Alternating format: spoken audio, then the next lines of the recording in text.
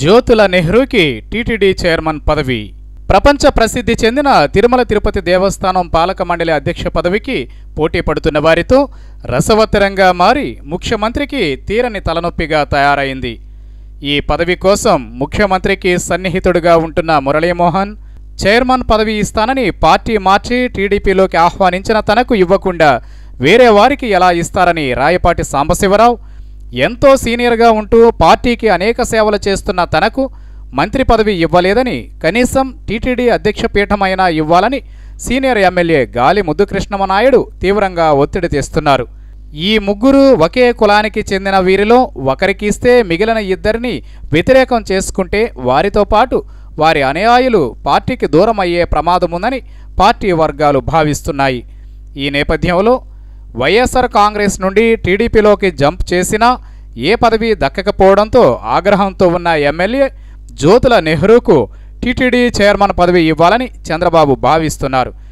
దీనివల్ల జ్యోతుల నెహ్రూ ఆగ్రహం చల్లరడంతో పాటు పార్టీకి మంచి పట్టు ఉన్న తూర్పుగోదావరి జిల్లాలో పట్టు సడలకుండా కాపాడుకోవడానికి జ్యోతుల నెహ్రూకి టీటీడీ అధ్యక్ష పదవి ఇస్తారని విశ్వసనీయ వర్గాల సమాచారం. అయితే కాపు ఉద్యమ నేత ముద్రగడ పద్మనాభం పట్ల వ్యవహరించిన తీరుకి ఆగ్రహంతో ఉన్న ఆ కులస్తులు నెహ్రూకి పదవి ఇచ్చినంత మాత్రాన పార్టీ వెంట కదిలి వచ్చే అవకాశాలు లేవని కొందరంటున్నారు. పైగా విజయవాడ సెంట్రల్ ఎమ్మెల్యే బోండా ఉమామహేశ్వరరావుకు మంత్రి పదవి దక్కకపోవడంతో అప్పటి వరకు ముద్రగడను దుమ్మెత్తిపోసి టీడీపీ ప్రభుత్వం కాపులకు ఎనలేని మేళ్లు చేస్తోందని తరచూ మీడియాతో ఓదరగొట్టేసి పదవి పొందాలనుకున్న బోండా మంత్రివర్గంలో చోటు లేదన్న కొన్ని క్షణాలకే టీడీపీ ప్రభుత్వం కాపుల గొంతు కోస్తోందని మీడియా ముందు ఆగ్రహించిన విషయం తెలియంది కాదు.